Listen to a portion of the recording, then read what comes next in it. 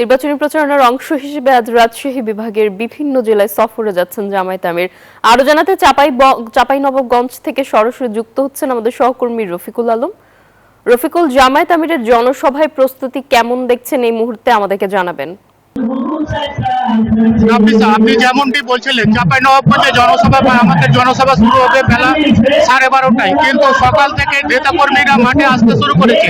এখন দেখা যাচ্ছে সরকারি কলেজ মাঠ কানায় কানায় পূর্ণ হয়ে উঠেছে।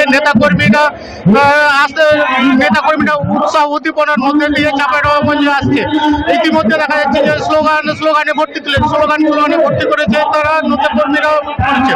ইতিমধ্যে চাঁপাইনবাবগঞ্জে এই মাঠে নারীদের আগমনও উল্লেখযোগ্যভাবে দেখা যাচ্ছে। ইতিমধ্যে দেখা যাচ্ছে চাঁপাইনবাবগঞ্জের অর্ধেক মাঠ ভর্তি হয়ে গেছে, কানায় কানায় পূর্ণ হয়ে গেছে মাঠ। যত বেলা করাচ্ছে, যত সময় করাচ্ছে, ততক্ষণই মাঠে নেতাকর্মীরা আস্তে আস্তে আসছে। ইতিমধ্যে মাঠে কর্মীদেরকে উজ্জীবিত করার জন্য মঞ্চে ইসলামী সাংস্কৃতিক অনুষ্ঠান চলছে। স্লোগানে মুখরিত হয়ে উঠেছে জনসভা স্থল। ইতিমধ্যে নেতাকর্মীরা বলছেন যে লক্ষাধিক লোকের সমাগম ঘটাবে এই আসনে।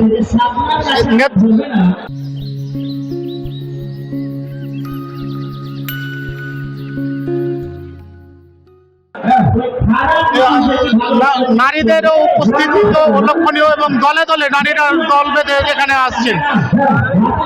আমি যদি নেতাকর্মীরাদেরকে উজ্জীবিত করতে মঞ্চে শুরু হয়েছে ইসলামী গান, গানে গানে তালে তালে নেতাকর্মীরা আসছেন এবং স্লোগানে মুখরিত করেছেন।